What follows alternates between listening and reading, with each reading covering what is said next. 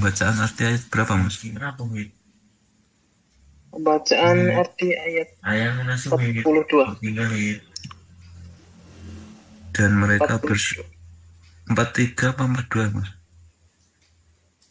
42. Siap. Dan mereka bersumpah dengan nama Allah dengan sungguh-sungguh bahwa jika datang kepada mereka seorang pemberi peringatan, niscaya mereka akan lebih mendapat petunjuk dari salah satu umat-umat yang lain. Tetapi ketika pemberi peringatan datang kepada mereka, tidak menambah apa-apa kepada mereka, bahkan semakin jauh mereka dari kebenaran. Sekian dari saya. Wassalamualaikum warahmatullahi wabarakatuh. Waalaikumsalam warahmatullahi wabarakatuh. Untuk pembacaan arti ayat 43, kalau bisa voice, monggo Mbak Novia. Ya, Assalamualaikum warahmatullahi wabarakatuh. Untuk kabar-kabari, kami di Qatar alhamdulillah sehat semua. Pekerjaan suami alhamdulillah lancar. Untuk saat ini belum bisa gabung karena tadi menginfokan katanya sinyalnya lagi nggak bagus. Untuk keluarga di Indonesia alhamdulillah sehat. Saya lanjutkan untuk arti ayat ke-43. Karena kesombongan mereka di bumi dan karena rencana mereka yang jahat, rencana yang jahat itu hanya akan menimpa orang yang merencanakannya sendiri. Mereka hanyalah menunggu berlakunya ketentuan kepada orang-orang yang terdahulu. Maka kamu tidak akan mendapatkan perubahan bagi Allah, dan tidak pula akan menemui penyimpangan bagi ketentuan Allah itu. Ampun Mas, saya kembalikan. Assalamualaikum warahmatullahi wabarakatuh. Waalaikumsalam warahmatullahi wabarakatuh. Untuk selanjutnya pembacaan arti ayat 44, monggo kalau bisa voice Mbak Rasih Pontianak.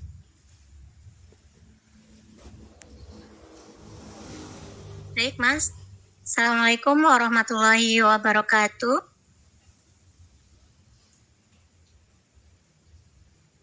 Mengabarkan saya yang ada di Pontianak, Kalimantan Barat, alhamdulillah dalam keadaan baik dan sehat. Begitu juga dengan anak-anak yang ada di Jogja dan Solo, alhamdulillah juga dalam keadaan sehat.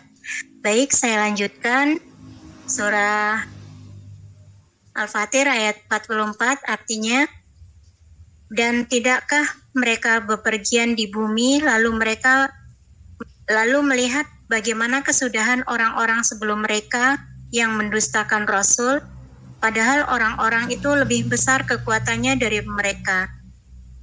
Dan tidak ada sesuatu pun yang dapat melemahkan Allah baik di langit maupun di bumi. Sungguh Dia Maha Mengetahui, Maha Kuasa. Selesai Mas. Terima kasih atas kesempatannya. Saya kembalikan ke Mas Yusuf Roberta. Assalamualaikum warahmatullahi wabarakatuh. Waalaikumsalam warahmatullahi wabarakatuh. Untuk pembacaan ayat terakhir, ayat 45, monggo kalau bisa voice Mbak Siti Purwanti. Assalamualaikum warahmatullahi wabarakatuh. Waalaikumsalam. Untuk kabar, alhamdulillah sehat, welcome sehat. Untuk pekerjaan, ya alhamdulillah lancar. Untuk kabar keluarga di Indonesia, ya alhamdulillah sehat. Saya lanjut arti ayat yang terakhir. Dan sekiranya Allah menghukum manusia disebabkan apa yang telah mereka perbuat, niscaya Dia tidak akan menyisakan satupun makhluk bergerak yang bernyawa di bumi ini. Tetapi Dia menangguhkan hukumannya sampai waktu yang sudah ditentukan. Nanti apabila ajal mereka tiba, maka Allah Maha melihat keadaan hamba-hambanya. Bisapun Mas matur suwun atas waktunya. Assalamualaikum warahmatullahi wabarakatuh. Waalaikumsalam warahmatullahi wabarakatuh. Berhubung Quran Surah Fatir sudah selesai, untuk minggu depan dimulai dari Quran surah ke-36, yaitu surat Yasin. Monggo untuk selanjutnya. Iya, Mas Yusuf, mohon maaf. Iya. Ustaz Amir sudah menunggu di waiting room ya. Iya. Sekian dari saya. Wassalamualaikum warahmatullahi wabarakatuh. Waalaikumsalam warahmatullahi wabarakatuh. Terima kasih Mas Yusuf Robita. Ya, Mas Nain bisa persiapan ya. Ustaz Amir sudah bergabung. Saya ACC. Laporan masih sama nih.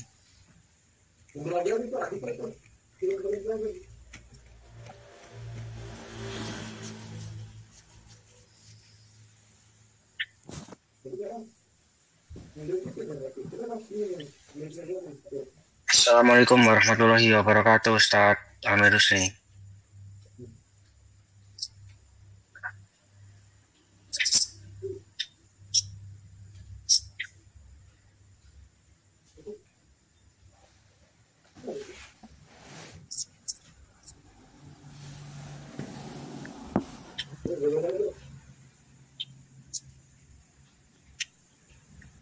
Assalamualaikum warahmatullahi wabarakatuh, Ustaz Amir Husni. Waalaikumsalam warahmatullahi wabarakatuh. Ya, alhamdulillah. Ampun pulang, Ustaz. Ini saya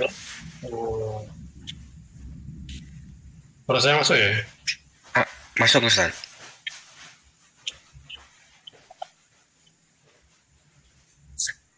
Ya, gimana kalau kabarnya Ustaz dan keluarga?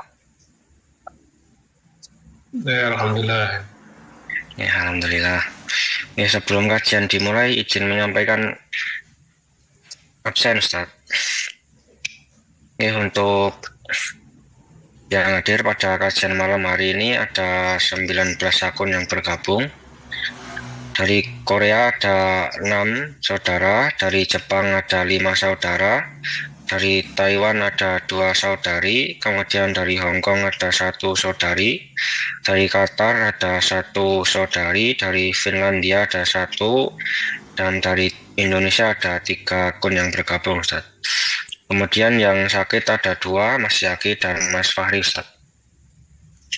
Ya, mungkin untuk selanjutnya kajian bisa dimulai, Ustaz.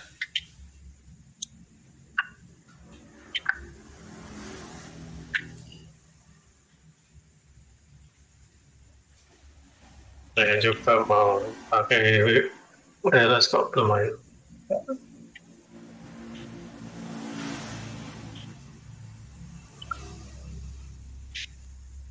Ya, punten, Ustaz. Suara saya terdengar ya, Ustaz? Ya. Ini suara saya bisa masuk? Bisa, Ustaz.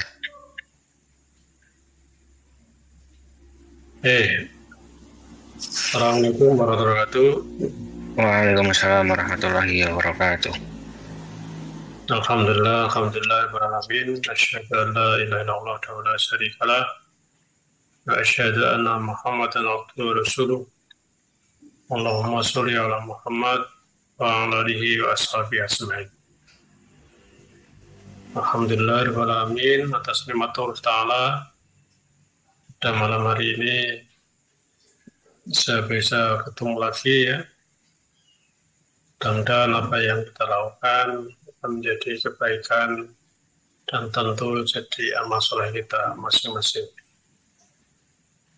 Pada malam hari ini ya, akan kita bahas salah satu yang kita doakan ya, yang selalu kita panjatkan setiap hari, bahkan mungkin setiap sholat ya. Dalam sholat kita itu kan selalu memohon kepada Allah ya. Yaitu dalam surat Al-Fatihah ya. A'udzubillahi minasyaitonirrajim. Bismillahirrahmanirrahim. Ihdinas siratal mustaqim. Siratal ladzina an'amta 'alaihim. Ya Allah ya. Tunjukilah aku jalan yang lurus Jadi kita itu kan setiap sholat, karena di sana harus membaca Al-Fatihah gitu ya, Al-Fatihah, maka di sana kita selalu berdoa, selalu mohon kepada Allah, yaitu diantaranya adalah ya Allah, tunjuklah aku jalan yang lurus. Jalan yang lurus itu apa? Yaitu siratal ladzina an'amta 'alaihim, yaitu jalannya orang-orang yang telah memberi nikmat atas mereka. Nah, siapa yang diberi nikmat oleh Allah di situ? Siratal ladzina an'amta 'alaihim, yaitu jalannya orang-orang yang telah memberi nikmat. Para ahli tafsir ya menjelaskan bahwa yang dimaksud dengan siratal ladzina an'amta 'alaihim itu adalah orang-orang, ya, coba dibaca dulu ya. Surat An-Nisa ya, ayat 49. Quran surat An-Nisa, Quran surat nomor 4 ayat 49. A'udzu billahi minasyaitonir rajim. Alam tara ilal ladzina yuzakkuna anfusahum balillahu yuzakki man yasha wa la yuzlamuna fatila. Artinya, tidaklah engkau memperhatikan orang-orang yang menganggap dirinya suci, yakni orang Yahudi dan Nasrani. Sebenarnya Allah mensucikan siapa yang Dia kehendaki dan mereka tidak dizalimi sedikit pun. Oh, tadi 5 sudah ya? Yang benar 69. 69.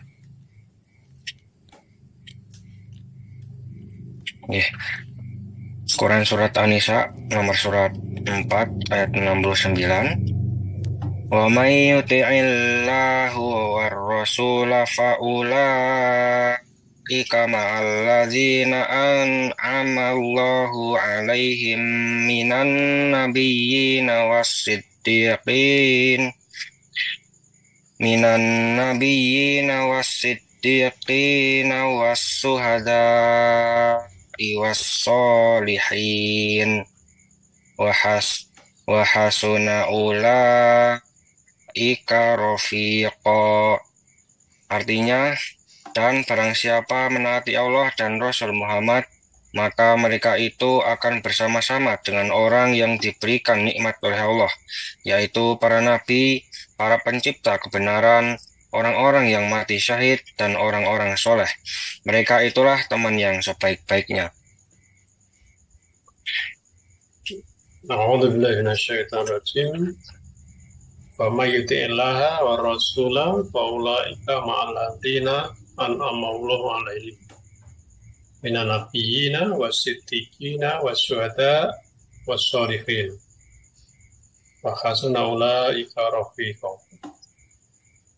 Faman yuti'illaha war rasula, barang siapa yang mentaati Allah dan Rasulnya, faulaika, maka mereka itulah ma'alladzina, bersama-sama orang-orang yang an'amallahu 'alaihim, bersama orang-orang yang diberi nikmat oleh Allah atas mereka.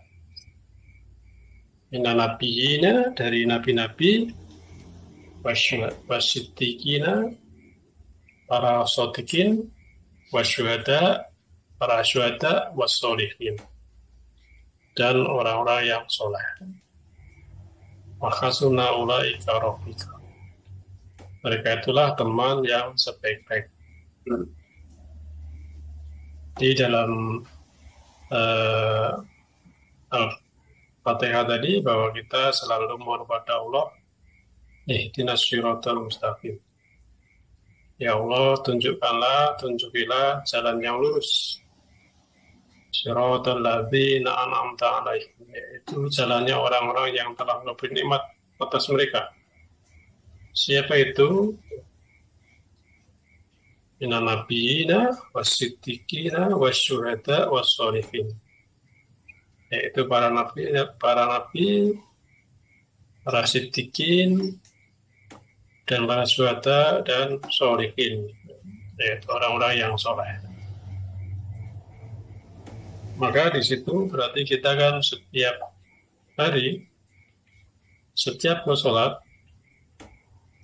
baik kita sadari atau tidak, gitu ya, kita mohon kepada Allah untuk ditunjukkan kepada jalan-jalan, ya, jalannya orang yang soleh. Luruh menunjuki jalannya orang soleh berarti kita ingin jadi orang yang soleh. Kalau saya para pembenar, ya, para syuhada, maka di situ dalam surat Al-Fatihah itu terkandung doa, yaitu agar menjadi orang yang soleh. Nah, sekarang pertanyaannya adalah orang yang soleh itu seperti apa? Orang yang soleh itu seperti apa? Secara garis besar, ya, ada 3 hal yang melekat, ya, atau dimiliki oleh orang yang soleh. Yang pertama, orang yang soleh itu tentu akidahnya lurus dan kokoh, ya. Akidahnya lurus dan kokoh. Yang kedua, ibadahnya dia benar dan rajin dan benar, ya. Ibadahnya rajin dan benar. Kemudian yang ketiga, akhlaknya adalah akhlak yang mulia, akhlakul karimah. Itu secara garis besar orang yang soleh.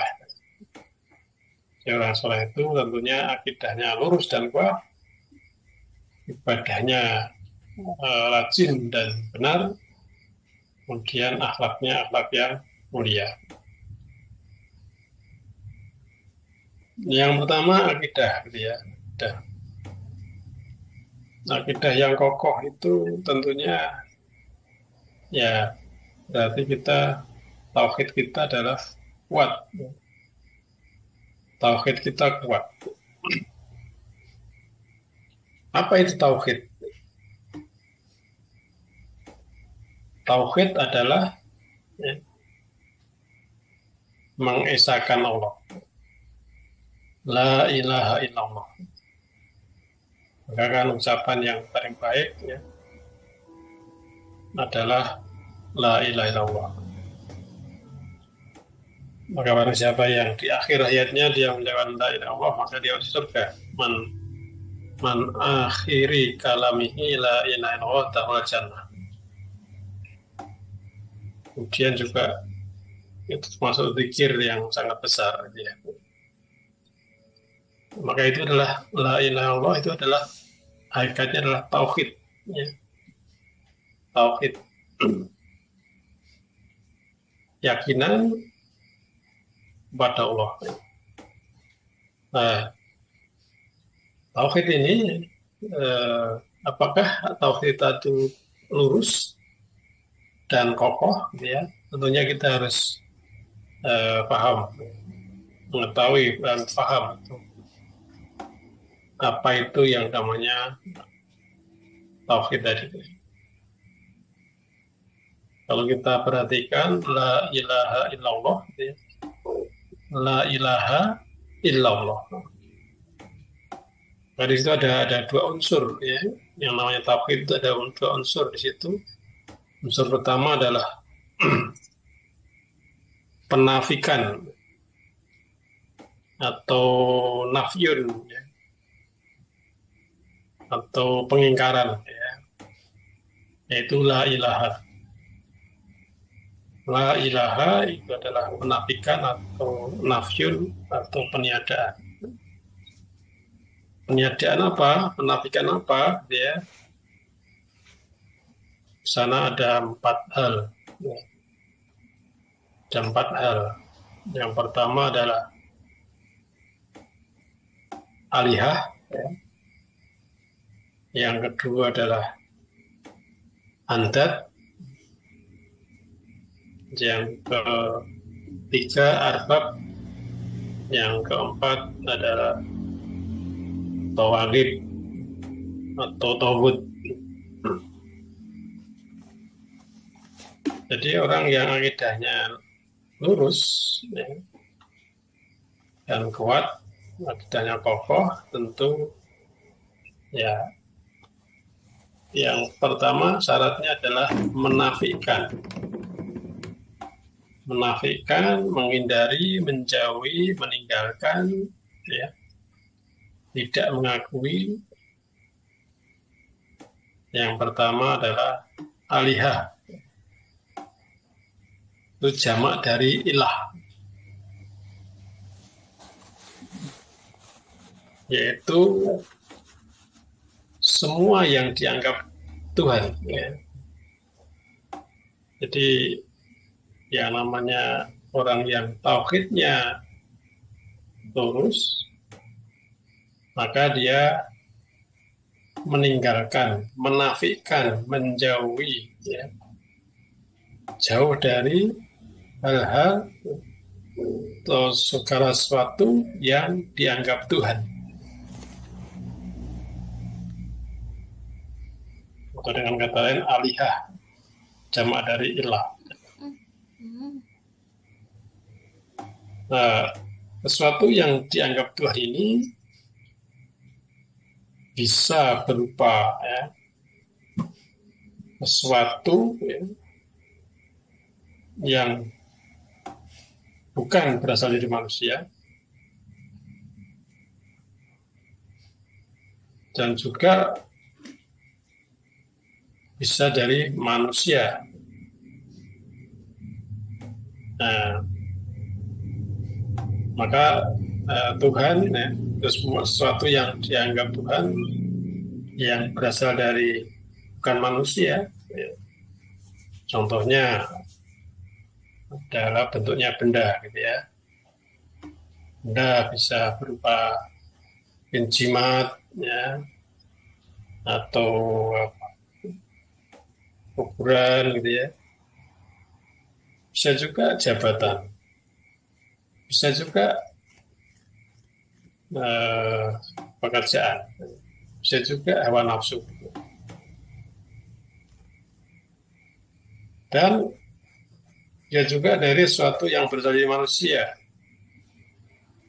yaitu akalnya, atau mengikuti manusia, menakuti manusia melebihi takutnya kepada Allah.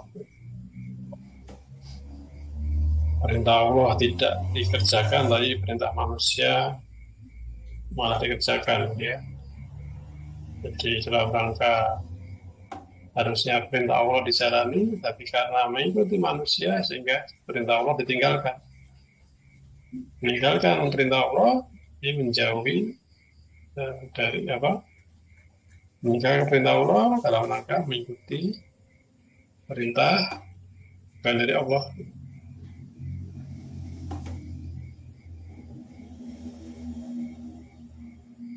Apa-apa yang tidak Allah itu dianggap dongengan, tapi kalau yang berasal dari manusia itu dianggap sesuatu yang nyata betul, ya. Nah, ini jadi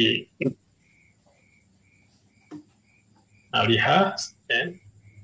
Jadi tauhid, sekali lagi tauhid tadi adalah menafikan, ya, 4 hal.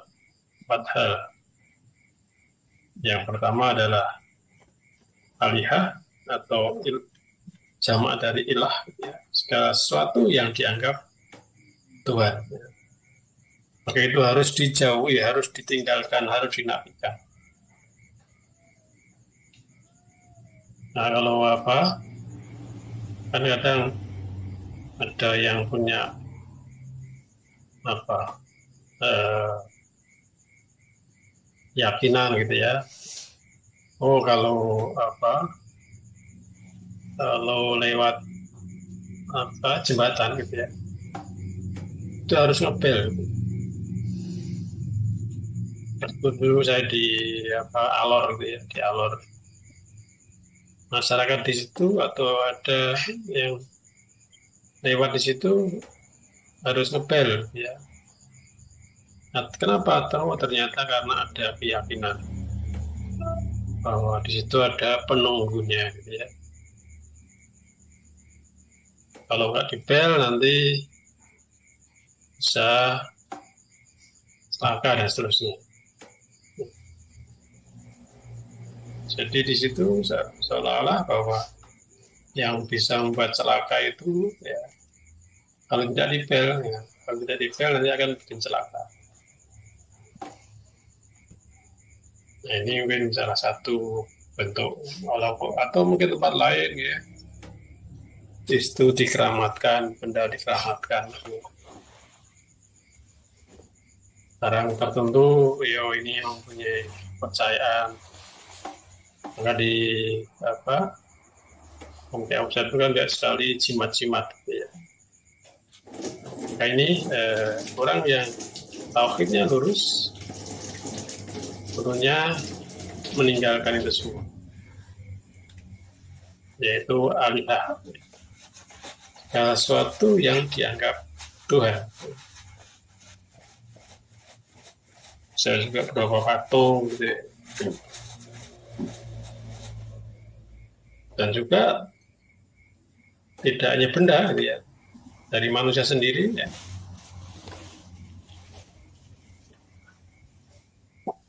Jadi apa-apa yang seharusnya dikerjakan tapi ditinggalkan, apa-apa yang dari Allah itu dianggap tidak ada. Nah itu alihah ya. Yang kedua adalah andad ya. Sekutu ya. Sekutu ya. Nah, sekutu itu kan berarti apa? Segala sesuatu yang memang disamakan, disejajarkan dengan Allah. Maka dalam surat Al-Baqarah ya, Al-Baqarah ayat 22, sana kan Allah mengingatkan jangan sampai ya, menjadikan sekutu-sekutu. Coba dibaca surat Al-Baqarah ayat 22. Surat Al-Baqarah nomor surat 2 ayat 22. A'udzu billahi minasyaitonir rajim. Allazi ja'ala lakumul arda firasyan was samaa'a binaa wa anzala minas samaa'i ma'an fa akhraja bihi minas samarati rizqan lakum fala taj'alu lillahi andada wa antum ta'lamun. Artinya, dialah yang menjadikan bumi sebagai hamparan bagimu dan langit sebagai atap. Dan dialah yang menurunkan air hujan dari langit, lalu dia hasilkan dengan hujan itu buah-buahan sebagai rezeki untukmu. Karena itu, janganlah kamu mengadakan tandingan-tandingan bagi Allah, padahal kamu mengetahui.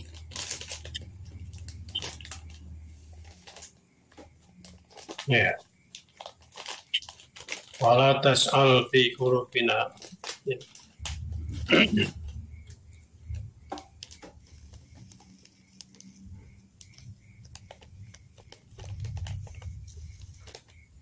Ya jangan nasuk butuh rapakum ladzi kalau walladzina min qablikum la'allakum tattaqun alladzi ja'alakum arda firasyan was samaa binaa wa anzala minas samaa'i ma'an fa akhraja bihi minas samarati rizqan lakum fala tas'alu lillahi andada wa antum ta'lamun. Janganlah janganlah kamu menjadikan Allah andada, sekutu-sekutu. Wa antum ta'lamun, sedang kamu mau tahu. Nah, sekutu di sini ya, itu bisa bermacam-macam. Bisa jadi pekerjaan kita, ya. Bisa jadi bos kita, bisa jadi uang kita, bisa jadi anak kita, bisa jadi cucu kita, ya. Bisa jadi juga hawa nafsu kita, termasuk diri kita sendiri.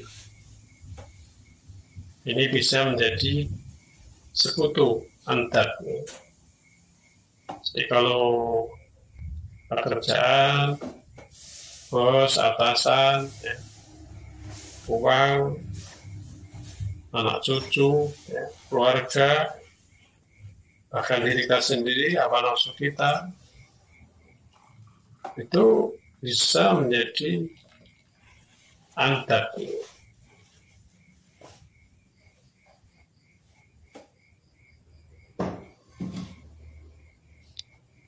Kalau misalnya kerjaan, ya, kerjaan sudah menjadi sekutu. Ya. Kalau dengan pekerjaan itu kemudian kita jauh dari Allah, ya. Allah merintahkan untuk bekerja jujur, gitu ya. Tapi kita nggak mau jujur, karena dalam rangka ya dapat pekerjaan. Gitu. Ini bisa menjadi andad seperti tadi, jadi perintah Allah itu diabaikan, tapi selain Allah tadi pekerjaan tadi mengikuti atau melakukan atau bekerja karena dia dapat pekerjaan atau supaya tidak kehilangan pekerjaan, rela untuk melanggar perintah Allah, ya. Menjauhi larangan Allah, menjauhi perintah Allah, melaksanakan larangan Allah. Tidak sedikit mungkin dalam pelaksanaan, kan majikan itu lebih ditakuti, ya, daripada Allah. Ya. Mau sholat, ya, takut dengan majikan. Nanti kalau tahu gimana. Nah, sholat itu adalah perintah Allah. Karena saking takutnya dengan majikan, saking takutnya nanti kehilangan pekerjaan, kemudian perintah Allah itu diabaikan, perintah Allah ditinggalkan. Atau mungkin ya dalam saat yang bersamaan, ya, oh ini waktunya sholat, sementara tokonya ramai. Pada saat jam-jam ramai, banyak pelanggan, tapi juga di sisi lain ada panggilan sholat. Nah ini apakah lebih didahulukan Allah ataukah tadi menuruti, ya. Kalau yakin bahwa Ar-Razzaq itu Allah, Ar-Razzaq itu Allah, tentunya dia akan kemana memenuhi surah Allah tadi. Oh, saat ini pelanggannya banyak pas jam-jam sholat, gitu. Kalau tidak memahami bahwa Ar-Razzaq itu Allah, wah kalau ini sayang ini kalau pas ramai gini tutup gitu ya. Tapi kalau yakin bahwa rezeki Allah, ya, dan nanti ya pasti akan datang juga tangga itu. Nah ini jangan menjadikan andal.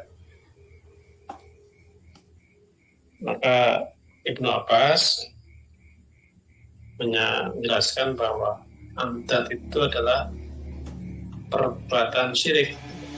Jadi mensejajarkan, mensekutukan segala sesuatu dengan Allah itu adalah syirik.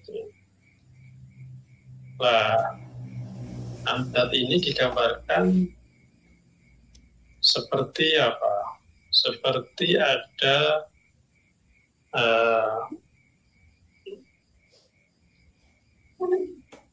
semut hitam ya, semut hitam yang merayap di tempat yang gelap.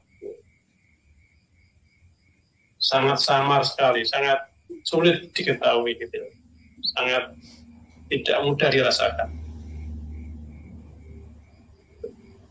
Dan kita tidak sadar bahwa menjadikan pekerjaan, menjadikan atasan kita, menjadikan bos kita, bahkan mungkin uang kita, gitu ya, harta kita, anak cucu kita, itu menjadi sekutu. Ya. Bahkan diri kita sendiri, hawa nafsu kita itu menjadi sekutu Allah tadi. Nafsu kita turuti daripada menuruti perintah Allah. Nah ini diibaratkan seperti semut hitam ya, semut hitam yang bergerak berjalan di tempat yang gelap gulita, sangat samar sekali, ya. Sangat samar. Jadi ini suatu yang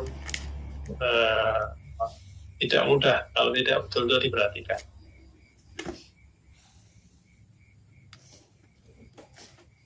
Termasuk ya, mungkin contohnya adalah kalau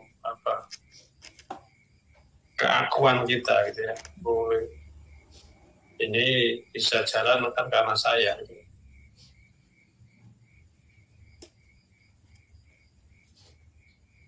Pengajian ini kalau nggak ada saya nggak mungkin jalan gitu ya. Nah ini salah satu yang mungkin karena tadi sangat samar gitu ya, itu perlu diwaspadai. Contohkan di situ ya kalau seorang katakanlah satpam gitu ya, satpam. Wah ini kalau yang pikir bukan saya pasti sudah ada pencuri. Kenapa nggak ada pencuri? Ya karena yang pikir saya. Keakuannya sangat tinggi. Seolah-olah dialah yang menyebabkan tidak ada pencurian. Di situ menafikan Allah. Menganggap Allah tidak ada, Allah tidak berperan, padahal semua yang terjadi itu tidak bisa atau tidak terlepas dari Allah.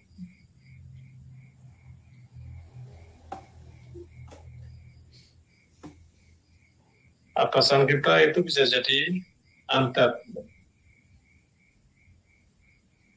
Kalau atasan itu melaksanakan ya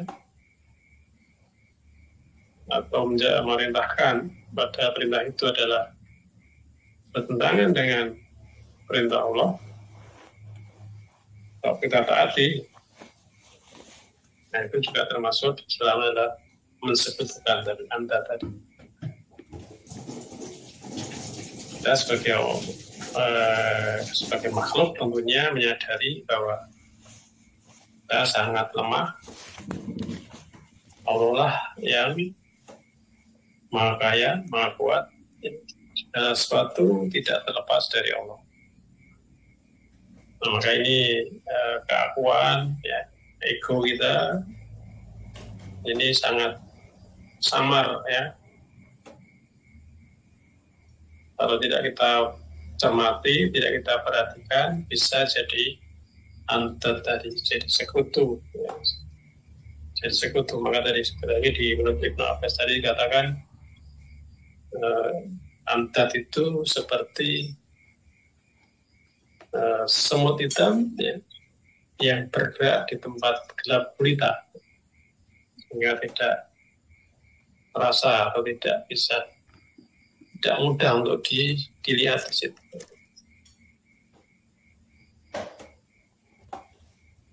Orang yang egonya tinggi, ya, ini juga salah satu, ya, menjadi bisa menyebabkan ke sana, ya, menuruti egonya, ya, keakuannya, ya. Pendapatnya kalau nggak diterima, maka dia lebih baik keluar, ya. Wah, kalau pendapat saya nggak dipakai, lebih baik saya nggak ikut saja, saya pergi saja, gitu ya. Tak keluar saja, gitu ya. Jadi ini keakuannya, egonya sangat tinggi.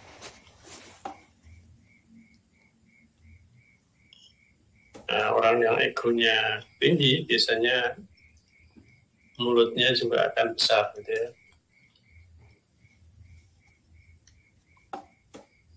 Oleh karena itu, ya, sekali lagi andat ini, ya, sesuatu yang tidak mudah, padahal itu termasuk syirik, ya.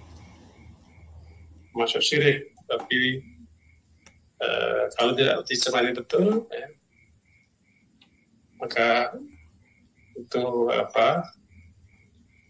mengakibatkan akidah kita, tauhid kita menjadi tidak kuat di situ. Itu yang kedua. Jadi tadi pertama adalah alihah, segala sesuatu yang dianggap Tuhan. Dan yang kedua, antat atau sekutu-sekutu. Ya, segala sesuatu yang menjadi sekutu Allah. Jadi lebih ditaati, lebih ditakuti, gitu ya, daripada Allah. Itulah antat. Antat itu tidak hanya berasal dari orang lain, jadi di kita sendiri pun juga bisa jadi antat. Hawa nafsu kita itu bisa jadi antat, sekutu-sekutu. Allah perintahkan untuk katakanlah menundukkan pandangan, ya. Tapi kita malah melotot, ya, melotot itu. Nah, ini tidak terasa menjadikan, ya, ego kita, nafsu kita itu, ya, sekutu Allah tadi. Nah, ini maka ini perlu kita perhatikan, kita cermati. Kemudian yang ketiga adalah arbab. Arbab. Baik, surat Taubah ayat 31.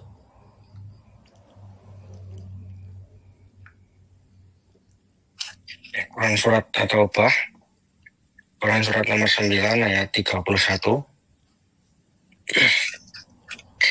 A'udzu billahi minasyaitonir rajim.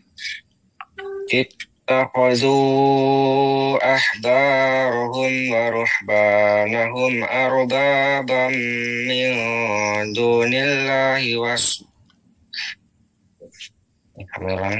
Ittakhadhu ahbarahum wa ruhbanahum arbaban min dunillahi wal masih ibn Maryam wa ma umiru illa liya'budu ilaha wahida la ilaha illahu subhanahu amma yusrikun.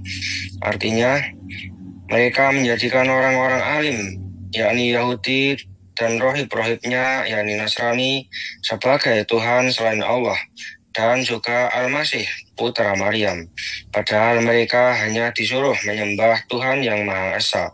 Tidak ada Tuhan selain Dia, Maha Suci Dia dari apa yang mereka persekutukan. Ya, orang-orang Yahudi, orang-orang Nasrani, ya, itu menjadikan ya, raib-raibnya, pendeta-pendetanya itu seperti Tuhan, ya. Seperti Tuhan. Apa yang diucapkan, apapun ya, yang diperintahkan, taati ya. Padahal di sisi lain ya, ada pendeta-pendeta ataupun juga rahib-rahib itu menulis, membuat kitab yang mana itu hasil karangan mereka sendiri, dari tangan mereka sendiri, tapi dikatakan ini dari Allah. Dalam rangka apa? Dalam rangka mendapatkan keuntungan dunia, ya. Keuntungan dunia. Dari situ arbab, ya, arbab dari situ tahodu ahbaruhum waruhbanahum arbabahum. Orang-orang yang Yahudi dan orang Nasrani telah menjadikan orang-orang alim mereka, menjadikan rahib-rahib mereka sebagaimana Tuhan. Dan juga Al-Masih putra Maryam. Al-Masih putra Maryam dianggap sebagai Tuhan. Itu ya, jadi kalau kita dalam mentaati sesuatu ya, lebih atau ya, mengalahkan Allah ya, itu berarti kita atau kita belum lurus di situ, menjadikan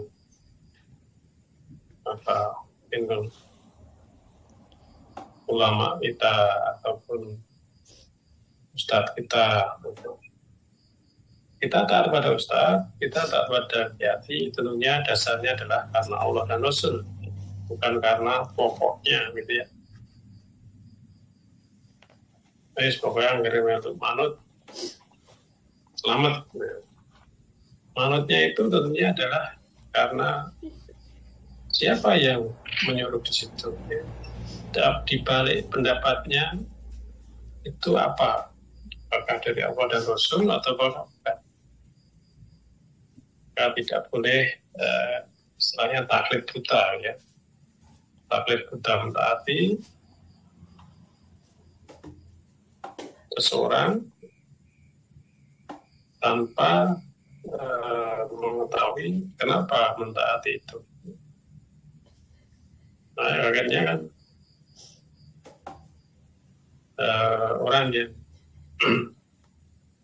taat pada pimpinan itu adalah karena mentaati Allah,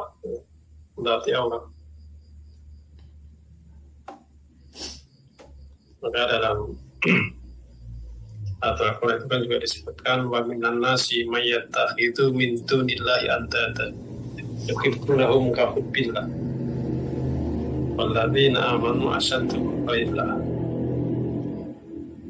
Walau yarul ladzina dzalamu idh yarawna adzaba annal quwwata illa billah wa anna Allaha syadidul 'adzab. Maka di situ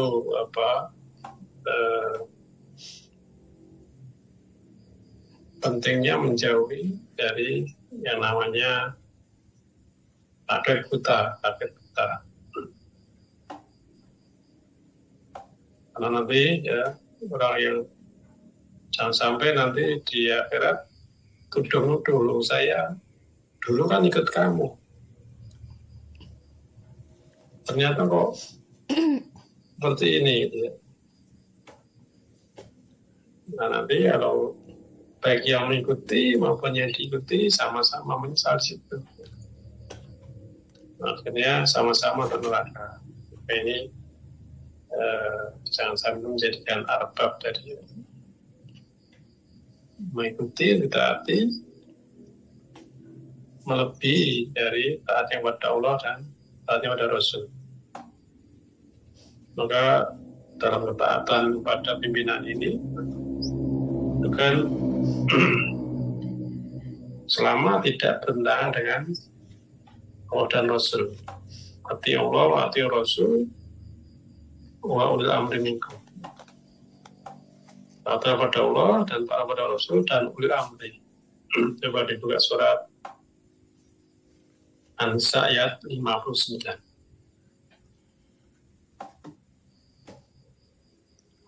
Ustaz. Quran surat An-Nisa, Quran surat nomor 4 ayat 59. Ya ayyuhallazina amanu ati'ullaha wa ati'ur rasul wa ulil amri minkum. Fa in tanaza'tum fi syai'in farudduhu ila Allahi wa rasulihi in kuntum tu'minun. In kuntum tu'minuna billahi wal yawmil akhir zalika khairu wa ahsanu ta'wila. Artinya, wahai orang-orang yang beriman, taatilah Allah dan taatilah Rasul, yakni Muhammad, dan ulil amri atau pemegang kekuasaan di antara kamu. Kemudian jika kamu berbeda pendapat tentang sesuatu, maka kembalikanlah kepada Allah, yakni Al-Quran, dan Rasul, yakni sunnahnya. Jika kamu beriman kepada Allah dan hari kemudian, yang demikian itu lebih baik bagimu dan lebih baik akibatnya. Ya ayyuhalladzina amanu, hai orang beriman, ati Allah wa ati Rasul. Taatlah Allah dan taatlah Rasul. Wa ulil amri minkum. Nah, di situ ada, kalau kita cermati di situ kan ati'u, masih ati Allah, wa ati'u Rasul. Tapi kok tidak wa ati'u lil amri?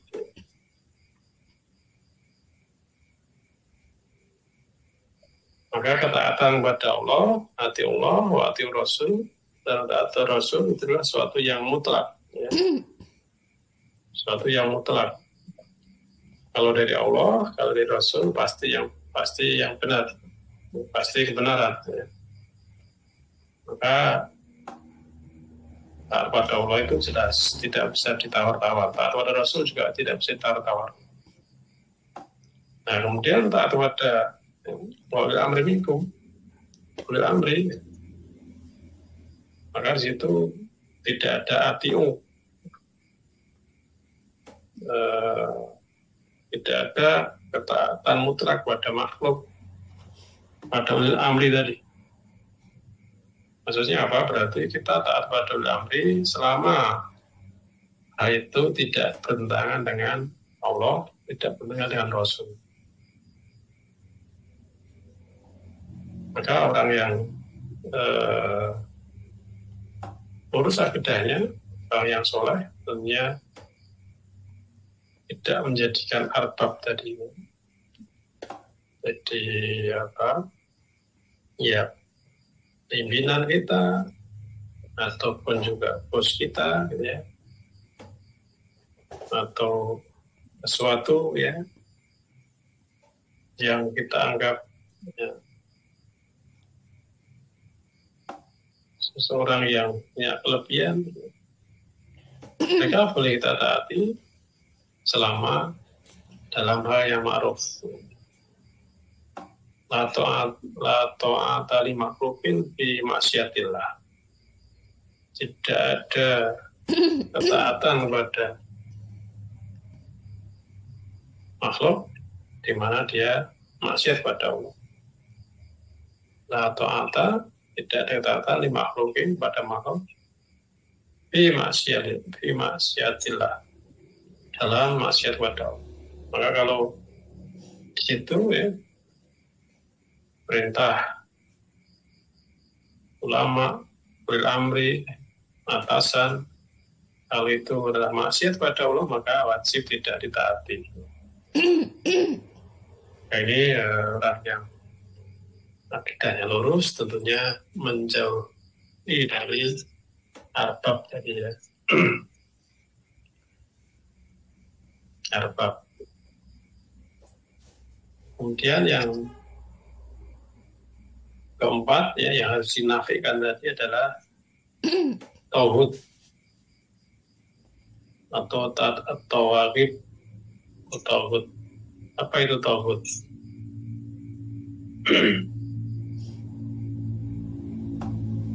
Tauhid ini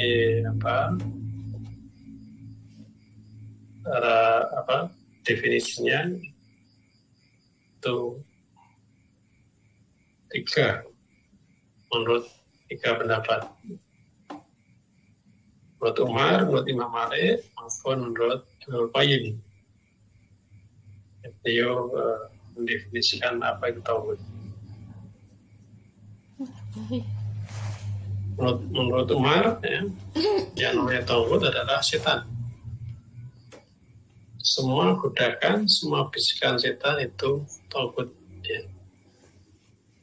Orang yang akidahnya lurus, akidahnya kuat, orang yang soleh tentunya dia menjauhi ya, bisikan-bisikan setan.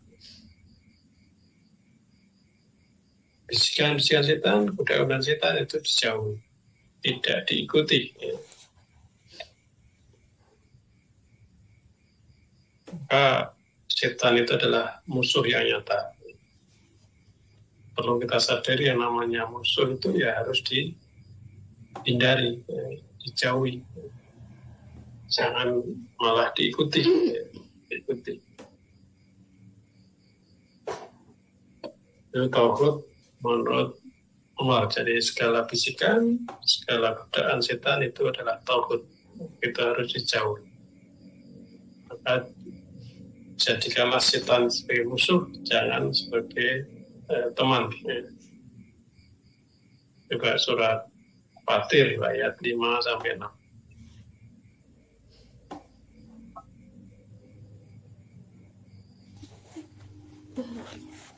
Quran Fatir, Quran surat nomor 35 ayat 5-6.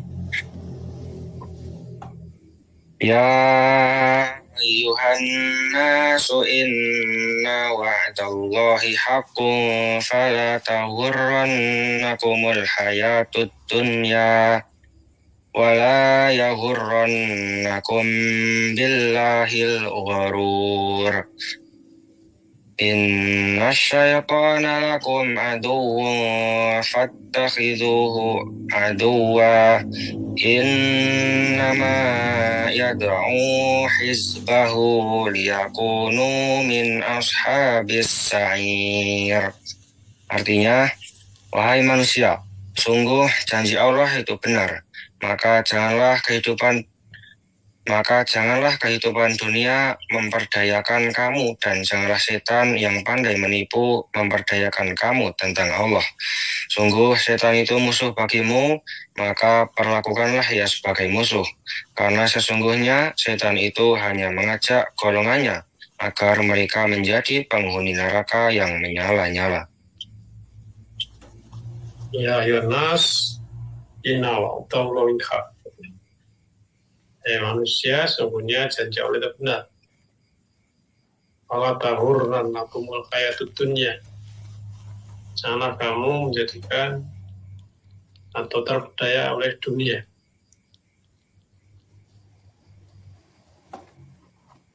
Wala yaghurrannakum billahil ghurur. Janganlah kamu dan janganlah setan ya, itu memperdayakan kamu. Di dunia itu bisa memperdayakan. Maka tidak sedikit orang yang terkesima, terpedaya dengan dunia. Kalau tidak memahami betul, memaknai betul apa itu dunia, kalau menuruti hawa nafsunya, mengikuti keinginannya, ya dunia tidak akan bisa memenuhi keinginan manusia. Jangan sampai terpedaya dengan dunia. Kalau dulu kan sudah digambarkan korun gitu ya, banyak sekali orang yang terkesima, wah, istilah Jawa ngiler dia, wah wong kok sugih ya, umon ngiler ya, pengen sugih dan sebagainya, sehingga melupakan apa hakikatnya dunia. Maksud dari itu adalah mengikuti nafsu setan. Setan itu kan memang dia berupaya. Dari itu sesungguhnya setan itu adalah musuh bagi agama. Saitanu lakum atuun dia musuh yang nyata. Otak itu atu, maka perlakuanlah sebagai musuh. Musuh itu ya sebenarnya kan dijauhi, jangan malah dituruti. Apa yang diinginkan musuh jangan dituruti. Innama yad'u hizbahu liyakunu min ashabis sad.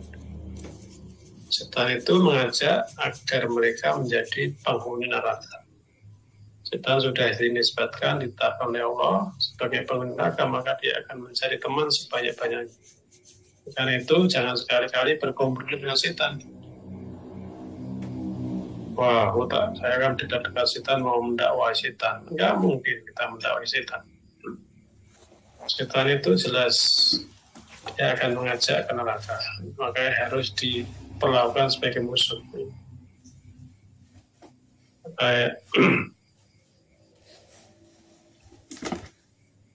Maka orang yang akidahnya lurus ya tentunya kemana tidak menjadikan tauhid ya tadi setan tadi ya.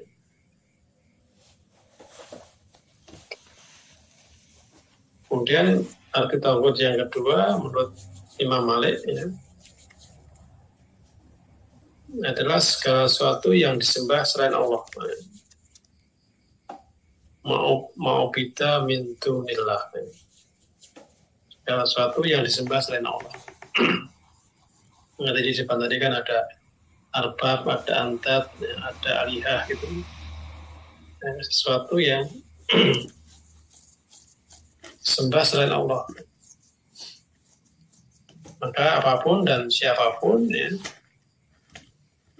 kalau itu disembah, maka itu adalah sebagai tauhid. Itu harus dijauhi orang yang akidahnya lurus, tauhidnya lurus adalah menjauhi itu, menafikan itu. Menafikan segala sesuatu yang disembah selain Allah. Kemudian tauhid menurut Ibnul Qayyim adalah segala sesuatu yang dilakukan hamba dalam mengikuti sesuatu itu melebihi atau menyelisih Allah. Jadi segala sesuatu yang disembah, diikuti, ditaati selain Allah. Disembah, diikuti, dan ditaati selain Allah. Itu adalah tauhid yang menurut Ibnul Qayyim. Maka kalau sesuatu itu disembah, diikuti, ditaati, melebihi, mengalahkan Allah, itu adalah tauhid di situ. Nah, itu ada 3 definisi ya. Tauhid ya, menurut Umar, menurut Imam Malik maupun menurut Ibnul Qayyim. Tapi jelas ketiga-tiganya itu harus dijauhi, dihindar. Maka kan perintah untuk menjauhi tauhid itu dalam surat Al-Baqarah ayat 256. La ikraha fiddin qad tabayyana rusdu minal ghayy. Faman yakfur bit-tauhid wa yu'min billah faqad istamsaka bil urwatil wuthqa la infisama laha. Wallahu sami'un alim. Tidak ada paksaan dalam beragama Islam. Kita beragama Islam itu bebas. Mau beragama Islam tidak punya bebas. Mau iman atau kafir juga bebas. Tapi begitu kita menetapkan sesuatu, memilih sesuatu, maka harus konsekuen, harus konsisten. Nah, kalau begitu, ya kita memilih Islam, maka harus taat mengikuti aturan Islam. Kalau memilih kafir, silakan, bebas, silakan. Begitu memilih Islam, maka harus taat di situ, mengikuti di situ. Maka orang yang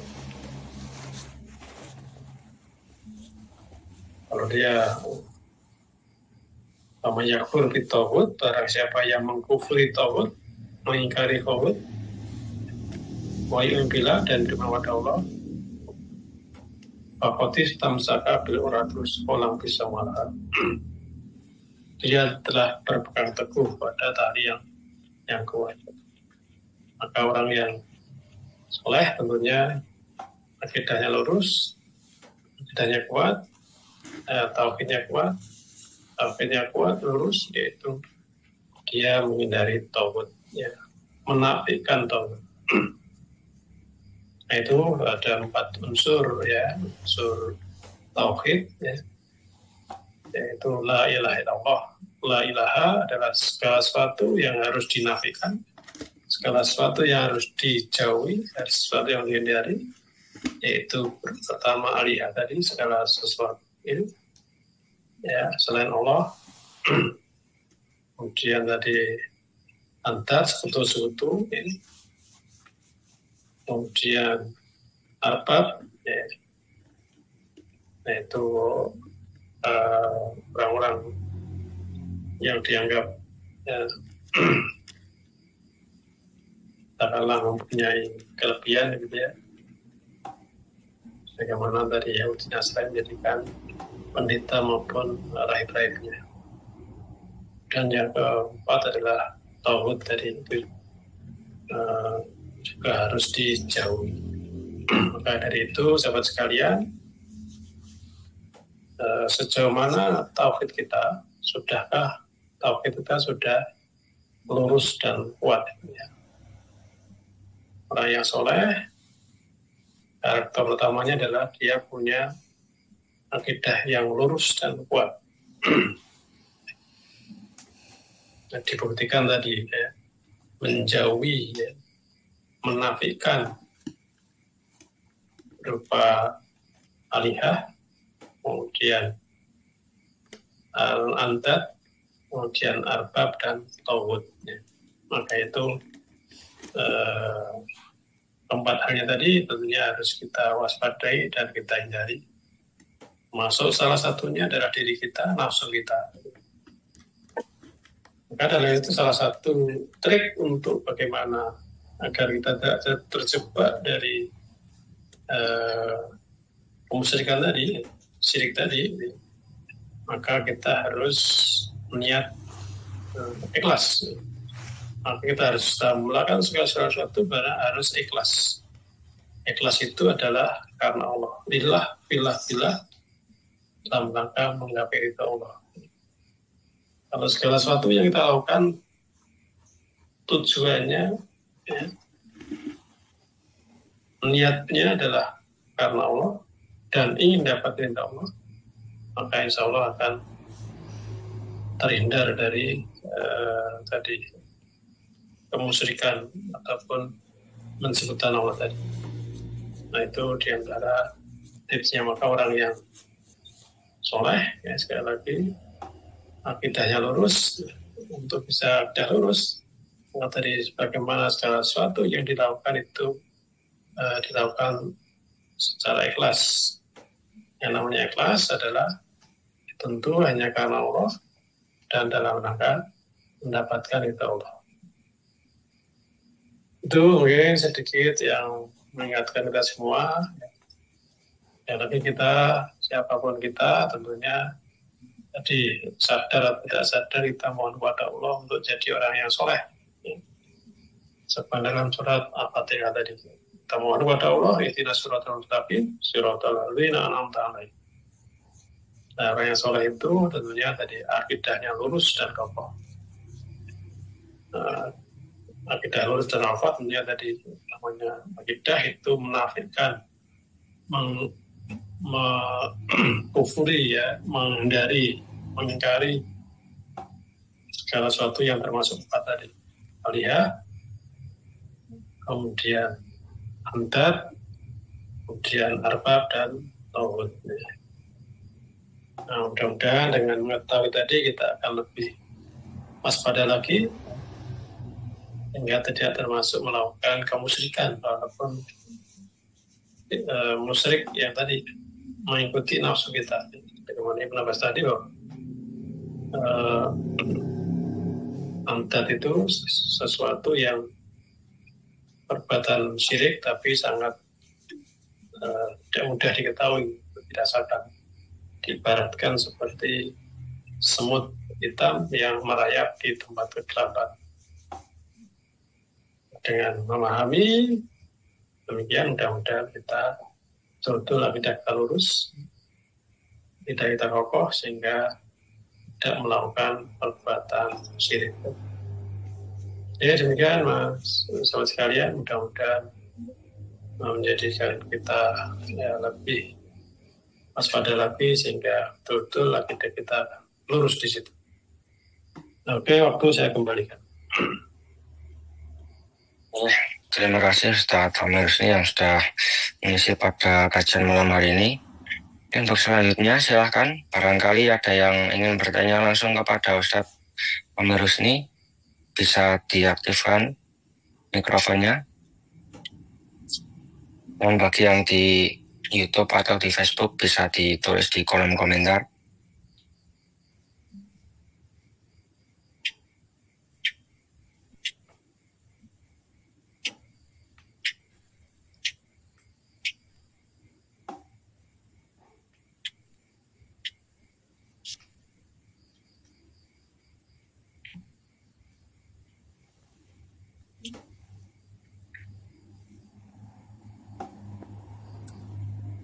Kalau belum ada izin bertanya Ustaz.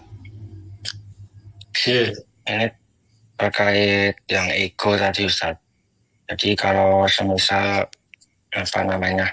kita kan diperintahkan untuk berbicara yang baik. Nah mungkin ketika kita lagi ada masalah sama seseorang itu masih bisa untuk menahan tutur kata yang buruk, jadi mau istilahnya dikata kosorin, dipisuin masih bisa.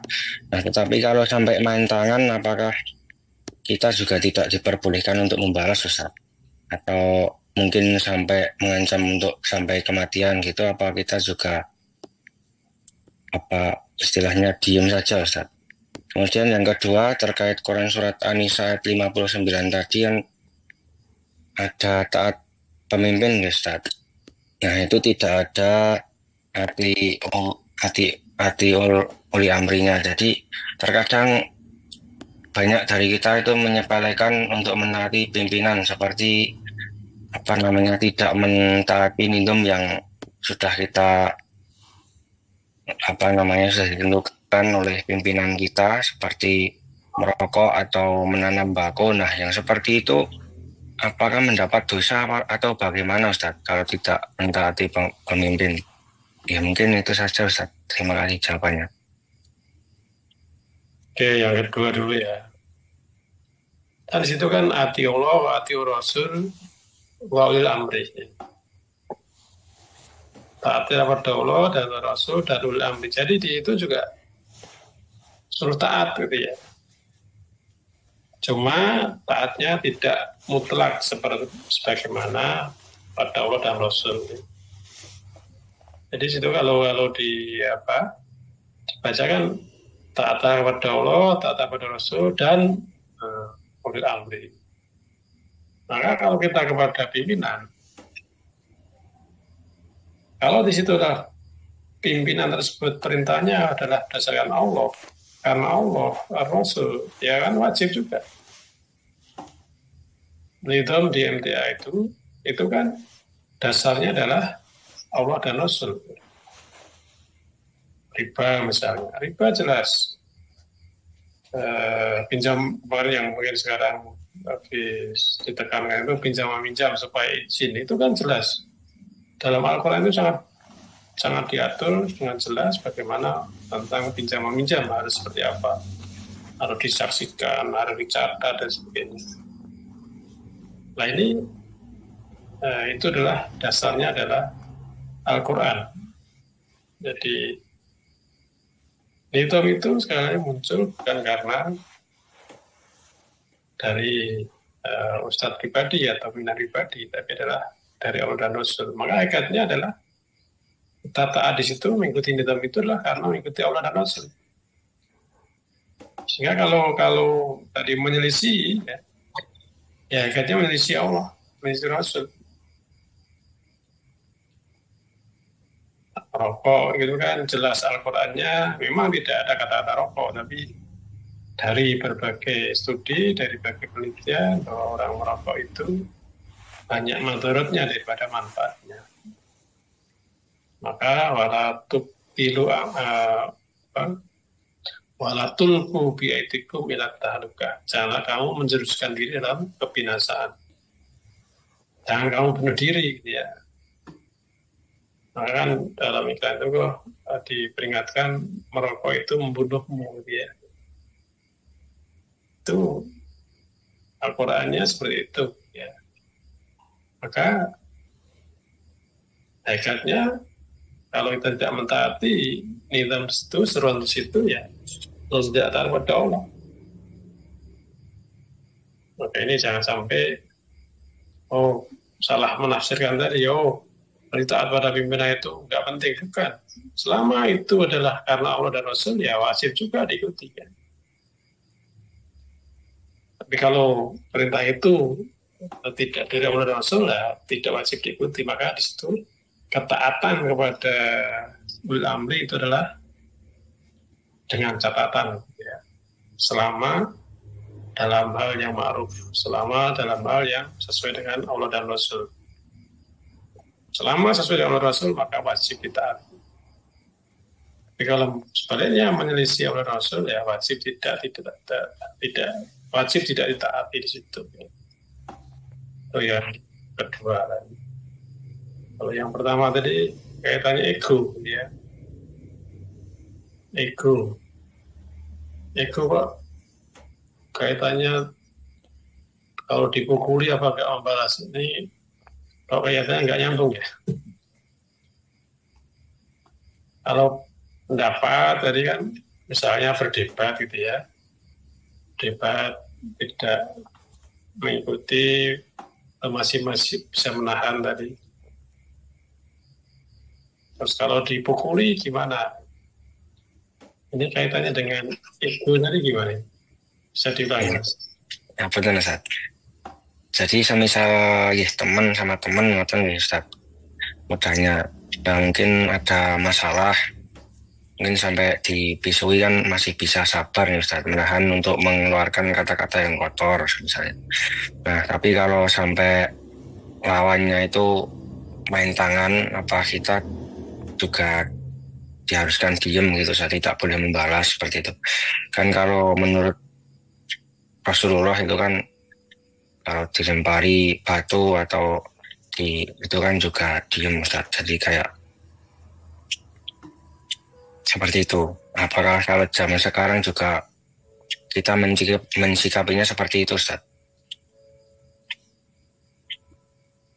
Jadi antara ya manage nafsu, ya, manajemen nafsu, amarah dengan taat kepada Allah. Jadi kalau kita kan biasanya ya kita dalam merespon sesuatu itu kira-kira karena Allah ataukah karena nafsu kita.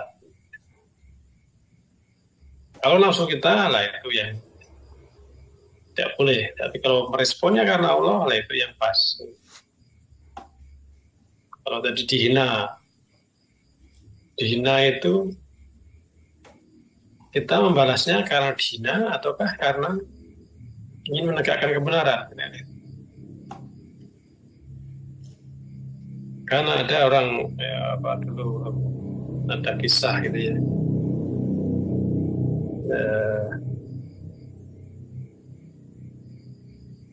Jadi pas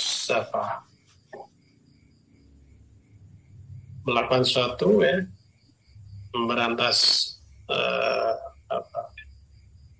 memberantas miras gitu ya.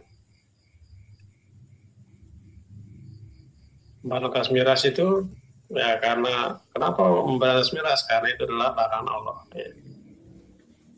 Nah, karena niatnya karena Allah, maka setan itu kalah gitu ya. Bahkan pertengkaran, pergulatan antara orang soleh dengan setan tadi. Nah, niatnya terus karena Allah, maka dia menang. Nah, suatu saat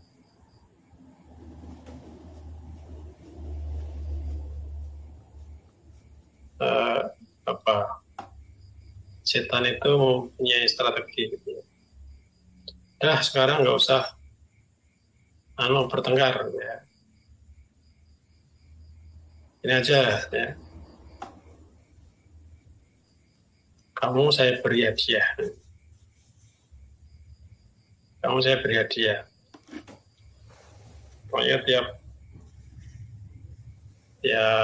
pagi hari ya, kamu nanti akan saya beri hadiah. Nah, suatu saat nggak diberi hadiah. Nah, dia marah gitu ya. Nah, ini marahnya karena nggak diberi hadiah tadi. Jadi di situ antara mengikuti nafsu ataukah karena Allah ya. Kita menghindari jangan sampai karena nafsu tadi. Ke dalam hal tadi membalas ya, kalau dicaci maki atau dipukul katakanlah. Dipukulnya itu ya, membalas pukulan itu dasarnya apa? Kan dalam Islam juga diperbolehkan kita mempertahankan diri. Siapa yang bertahan diri akan dia mati dalam rangka mempertahankan diri itu syahid ya. Nah, kalau dasarnya itu ya berarti boleh gitu ya. Tapi kalau dasarnya dari nafsu ya, wah ini harga diri saya, nah harga diri saya diinjak-injak gitu ya, jadi hina gitu ya. Jadi bukan karena Allah, itu yang tidak boleh. Maka ini tadi amdad ya, termasuk diri kita, ego kita, nafsu kita itu sangat tidak kentara gitu ya. Maka salah satu triknya adalah tadi, tidaklah segala sesuatu itu ikhlas ya. Ikhlas, yang namanya ikhlas, kita melakukan segala sesuatu dari tidak membalas cacian atau kenapa kita kok mempertahankan diri ya, di ancam nyawa kita mempertahankan diri. Mempertahankan dirinya itu karena ego kita ataukah karena menurut Allah dan Rasul. Menurut Allah dan Rasul kita boleh mempertahankan diri karena jiwa kita diancam. Itulah maka perlunya membersihkan diri tadi ya. Itu yang menjadi poin penting ya. Jadi maka yang mendasari kita melakukan sesuatu itu apakah nafsu kita ataukah karena Allah, itulah yang akan menentukan masuk jadi amal soleh kita atau tidak. Kita kan sering melakukan sesuatu itu kan tidak nyambung pada Allah. Kadang-kadang karena nafsu kita sudah senang dengan benda yang baik-baik, sehingga kita menuruti nafsu kita. Maka amalan-amalan yang rutin itu kalau tidak betul-betul tasrihun niat, ya bisa-bisa karena rutinitas, karena nafsu kita. Kebetulan nafsu kita sudah senang di situ. Ya itu Mas, mungkin sebagai gambaran. Ya Ustaz, terima kasih atas jawabannya. Ya, ini ada satu lagi pertanyaan Ustaz. Assalamualaikum Pak Ustaz, izin bertanya, apakah seorang istri harus selalu ikut kata suami, sekalipun suami mengharuskan kita sebagai istri memutus hubungan dengan orang tua, apakah boleh kita untuk menolak, dan apakah boleh kita sebagai istri memberi uang kepada orang tua kita dengan uang yang kita cari sendiri, sekalipun suami melarang. Terima kasih Pak Ustadz, mohon pencerahannya. Ya, tadi juga sudah kita sampaikan bahwa la ta'ata li makhluqin fi ma'siyatillah. Tidak ada wajib taat pada makhluk dalam hal maksiat pada Allah.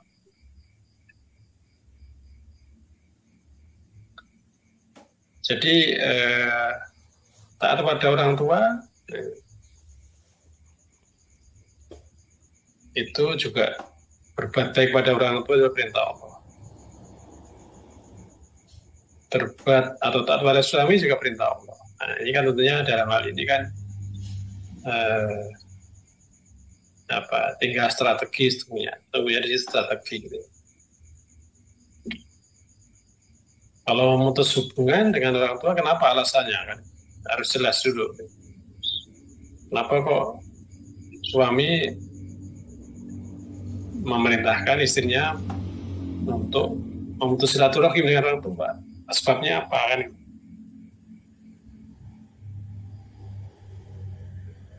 Apakah sebabnya dibenarkan agama atau tidak? Kalian namanya orang fasik itu alladzina yanquduna ahdallahi min ba'di mitsaqih. Itu orang-orang yang memutus ya, tadi Allah dan Allah itu mengokohkan. Maka ini alasan kenapa kok sampai suami melarang untuk berhubungan dengan orang tua, sebabnya apa? Apakah orang tuanya itu memang melakukan kemusyrikan atau seperti apa? Ya. Ini harus jelas dulu. Ya. Jadi secara prinsip sekali lagi, ya, la ta'ata li makhluqin fi ma'siyatillah. Tidak ada ketaatan pada makhluk di jalan maksiat pada Allah.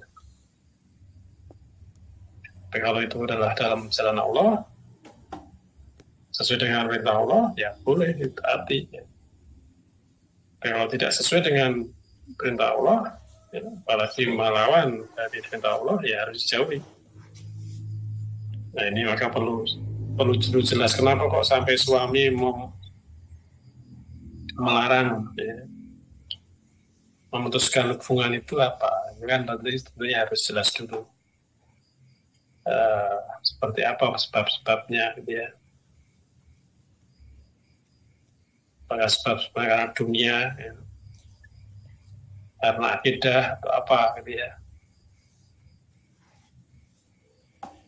Itu mungkin sementara di situ ya. Jadi harus jelas dulu, tidak bisa dijawab boleh dan tidak, tapi kalau nggak jelas ya nggak bisa. Itu ya, ya Ustaz, mohon maaf, yang pertanyaan kedua belum terjawab Ustaz. Yang apakah boleh kita sebagai istri memberi uang kepada orang tua kita dengan uang yang kita cari sendiri sekalipun suami melarang? Maka tadi ini kaitannya dengan satu juga kan, kenapa kok suami sampai melarang berhubungan dengan orang tua itu kan, sebenarnya di situ kan. Maka sebabnya apa dulu ya? Kalau ternyata penyebabnya itu nggak benar, ya, jadi tidak boleh memutus silaturahim itu, ya, jelas dilarang gitu ya. Maka tidak wajib taat pada suami. Tapi kalau yang suami tadi melarang memutus silaturahim tadi, memutus hubungan tadi itu benar, alasannya benar, ya maka wajib taat pada suami. Maka ini yang kedua ini kaitannya nomor satu juga. Kalau nomor satu di bahwa sebab dilarangnya berhubungan dengan orang tua tadi dibenarkan, ya nomor dua juga terkait di situ. Nah ini tentunya nomor satu tadi harus jelas gitu. Iya, Ustaz. Ya, mungkin untuk pertanyaan cukup sekian Ustaz. Sebelum diakhiri, izin menyampaikan yang bergabung pada kajian malam hari ini, Ustaz. Untuk dari Yum ada 26 akun yang bergabung, dari Facebook ada 10, dari YouTube juga ada 10 akun yang bergabung. Total ada 46 akun yang bergabung, Ustaz. Untuk selanjutnya mungkin bisa diakhiri, Ustaz. Sahabat sekalian, sekali lagi kita semua tentunya mengidam-idamkan, menginginkan ya jadi orang yang soleh. Ya. Perlu kita sadari bahwa kita selalu berdoa kepada Allah untuk jadi orang yang soleh.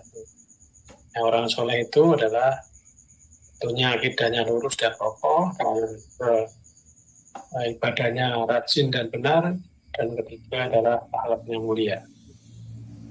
Nah, yang pertama tadi tauhid, akidah yang lurus kokoh, maka di antara tadi orang yang tauhidnya lurus dan kokoh tentunya meninggalkan 4 hal tadi, ya. Hanya taat tentunya karena Allah. Demikian mudah-mudahan kita selalu bisa tasik niat sehingga apa-apa yang kita lakukan hanya betul-betul karena Allah Subhanahu wa Ta'ala. Demikian, lebih kurang maaf. Assalamualaikum warahmatullahi wabarakatuh. Waalaikumsalam warahmatullahi wabarakatuh. Terima kasih Ustadz Amir Husni yang telah mengisi kajian pada malam hari ini. Semoga apa yang beliau sampaikan bisa kita pahami dan bisa kita amalkan pada kehidupan hari-hari dan bisa menambah keimanan dan ketakwaan kita. Mungkin dari kami sekian, banyak kurang lebihnya mohon maaf. Mari kajian pada malam hari ini kita akhiri dengan bacaan hamdalah dan doa kafaratul majelis bersama-sama. Alhamdulillahirrabbilalamin. Subhanakallahumma wa bihamdika asyhadu an la ilaha illa anta astaghfiruka wa atubu ilaik. Wassalamualaikum warahmatullahi wabarakatuh. Waalaikumsalam warahmatullahi wabarakatuh.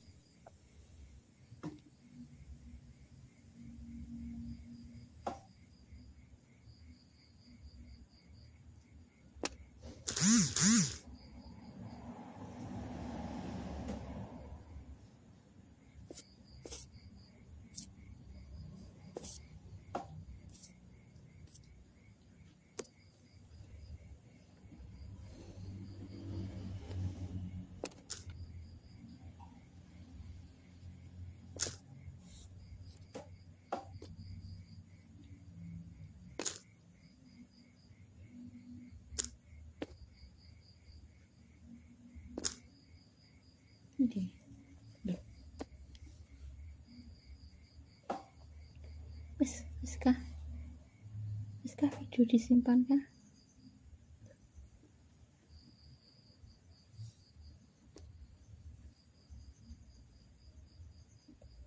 Tuh, isi ngerekam. Iya cara menggantikannya. Angel mental.